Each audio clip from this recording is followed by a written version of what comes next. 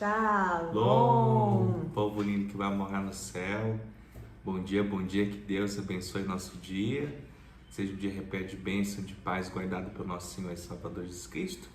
Estamos aqui para trazer uma palavra rema, uma palavra revelada ao seu coração.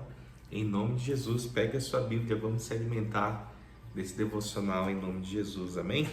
Amém, louvado seja Deus por esse maná, por esse pão fresquinho do céu que nos alimenta, que nos sustenta, que nos fortalece. Engrandecido e exaltado seja o nosso Senhor.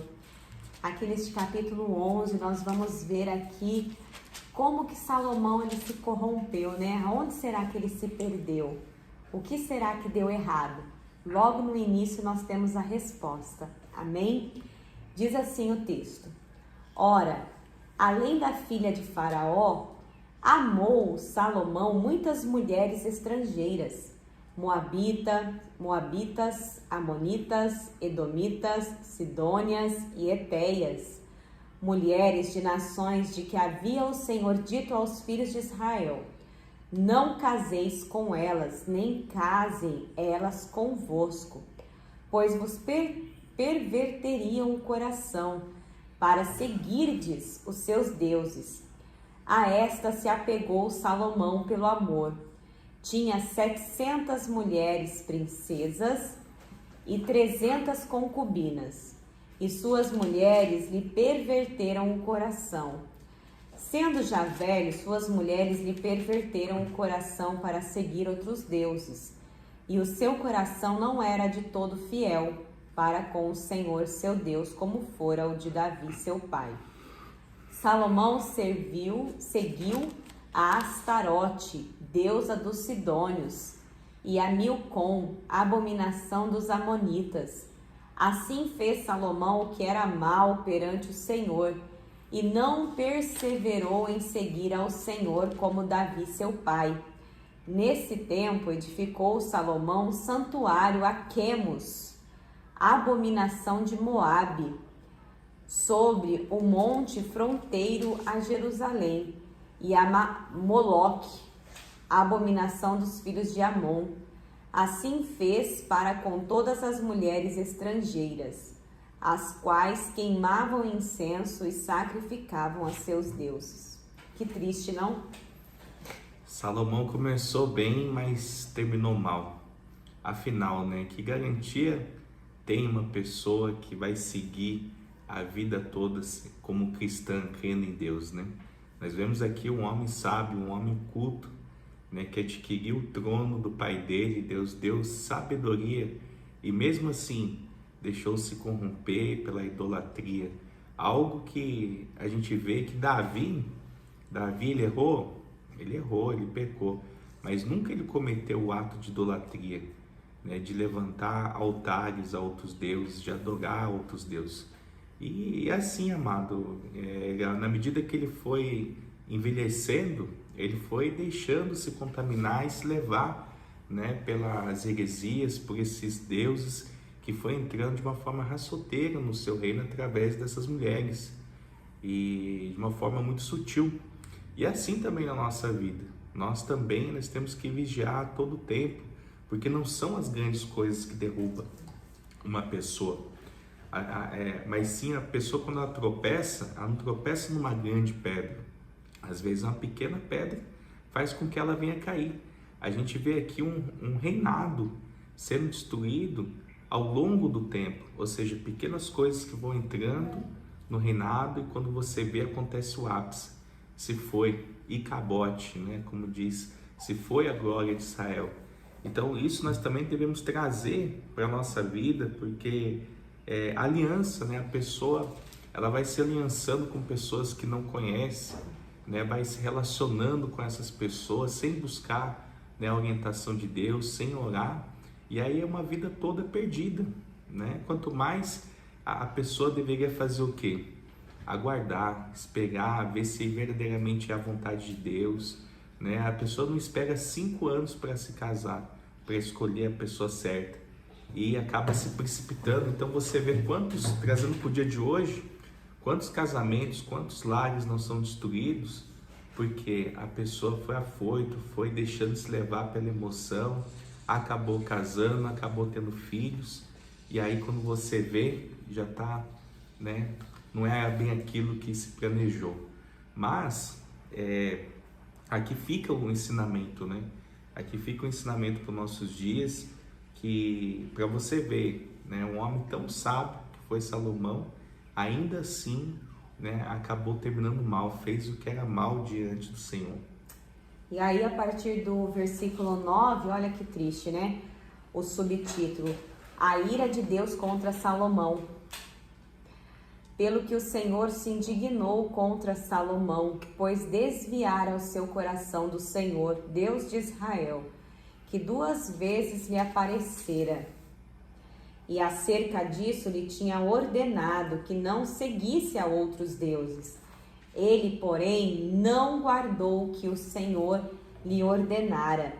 Por isso disse o Senhor a Salomão: visto que assim procedeste e não guardaste a minha aliança, nem os meus estatutos que te mandei, tirarei de ti este reino e o darei a teu servo.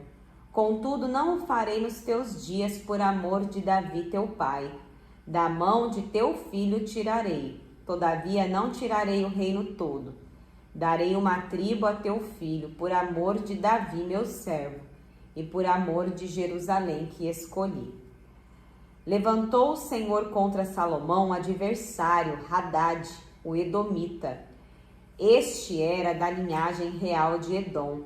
Porque estando Davi em Edom, e tendo subido Joabe, comandante do exército, a sepultar os mortos, feriu todos os varões em Edom, porque Joabe ficou ali 6 meses com todo Israel, até que eliminou todos os varões em Edom. Hadad, porém, fugiu, e com ele alguns homens edomitas dos servos de seu pai, para ir ao Egito. Era Hadad ainda muito jovem. Partiram de Midian e seguiram a Parã, de onde tomaram consigo homens e chegaram ao Egito, a Faraó, rei do Egito, o qual deu a Hadad uma casa e lhe prometeu sustento, e lhe deu terras. Achou Hadad grande mercê por parte de Faraó, tanta que este lhe deu por mulher a irmã de sua própria mulher, a irmã de Táfnis, a rainha. A irmã de Táfnis deu-lhe à luz seu filho Genubate, o qual Táfnis criou na casa de Faraó, onde Genubate ficou entre os filhos de Faraó. Tendo, pois, Hadad ouvido no Egito que Davi descansara com seus pais, e que Joabe, comandante do exército, era morto, disse a Faraó: deixa-me voltar para minha terra. Então Faraó lhe disse: pois que te falta comigo, que procuras partir para a tua terra? Respondeu ele: nada, porém deixa-me ir. Também Deus levantou a Salomão outro adversário, Rezon, filho de Eliada, que havia fugido do seu senhor Hadadezer, rei de Zoba. Ele ajuntou homens e se fez capitão de um bando. Depois do morticínio feito por Davi, eles se foram para Damasco, onde habitaram e onde constituíram um rei a Rezon. Este foi adversário de Israel por todos os dias de Salomão. Fez-lhe mal como Hadad. Detestava a Israel e reinava sobre a Síria. Jeroboão, filho de Nebate, efraimita, de Zerada, servo de Salomão, e cuja mãe era mulher viúva por nome Zerua, levantou a mão contra o rei. Esta foi a causa, porque levantou a mão contra o rei. Salomão estava edificando a Milo e terraplenando depressões na cidade de Davi, seu pai. Ora, vendo Salomão que Jeroboão era valente e capaz, moço laborioso, ele o pôs sobre todo o trabalho forçado da casa de José. Sucedeu nesse tempo que, saindo Jeroboão de Jerusalém, o encontrou o profeta Aias, o Silonita, no caminho. Este se tinha vestido de uma capa nova e estava sós os dois no campo. Aias pegou na capa nova que tinha sobre si, rasgou-a em 12 pedaços e disse a Jeroboão: toma 10 pedaços, porque assim diz o Senhor, Deus de Israel: eis que rasgarei o reino da mão de Salomão, e a ti darei 10 tribos. Porém ele terá uma tribo por amor de Davi, meu servo, e por amor de Jerusalém, a cidade que escolhi, de todas as tribos de Israel. Porque Salomão me deixou e se encurvou a Astarote, deusa dos Sidônios, a Quemos, deus de Moabe, e a Milcom, deus dos filhos de Amon. E não andou nos meus caminhos para fazer o que é reto perante mim, a saber, os meus estatutos e os meus juízos, como fez Davi, seu pai. Porém, não tomarei da sua mão o reino todo, pelo contrário, falo-ei príncipe todos os dias da sua vida, por amor de Davi, meu servo, a quem elegi, porque guardou os meus mandamentos e os meus estatutos. Mas da mão de seu filho tomarei o reino, a saber, as 10 tribos, e tas darei a ti.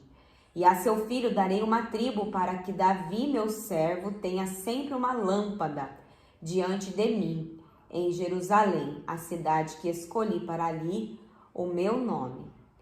Tomar-te-ei e reinarás sobre tudo que desejar a tua alma, e será rei sobre Israel.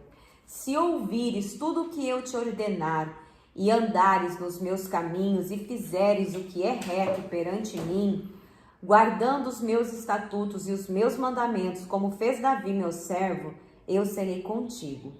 E te edificarei uma casa estável, como edifiquei a Davi, e te darei Israel.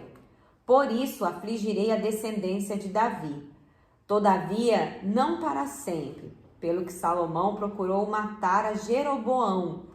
Este, porém, se dispôs e fugiu para o Egito, a ter com Sisaque, rei do Egito, e ali permaneceu até a morte de Salomão.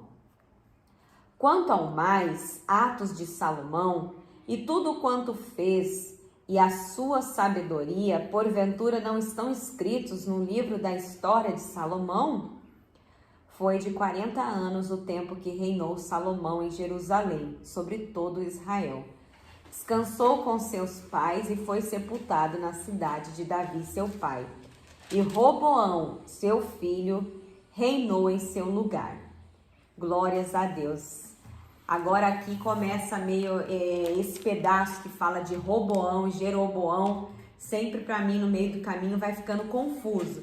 Então, para você não se perder aí no meio da história, fica ligado aí nos próximos capítulos e grava aí na sua mente. Roboão, filho de Salomão, né? Aquele ali, o qual por amor a Davi, Deus iria deixar reinando sobre uma cidade, né?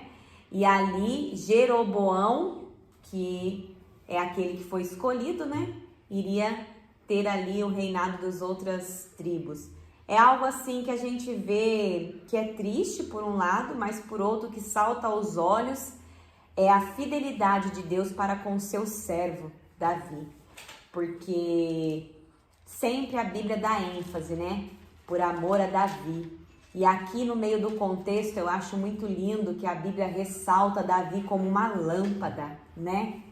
E eu lembrei aqui quando eu estava fazendo a leitura daquele episódio, o qual os soldados pediram para Davi, né? Quando ele quase foi morto ali em batalha, para que ele ficasse em casa, para que fosse resguardado, né? Para que não se apagasse a lâmpada de Israel.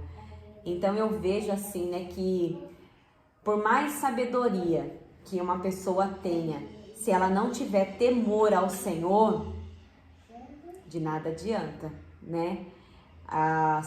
Salomão, que a gente sabe que foi um homem muito sábio, mas perdeu o temor, adorando a outros deuses.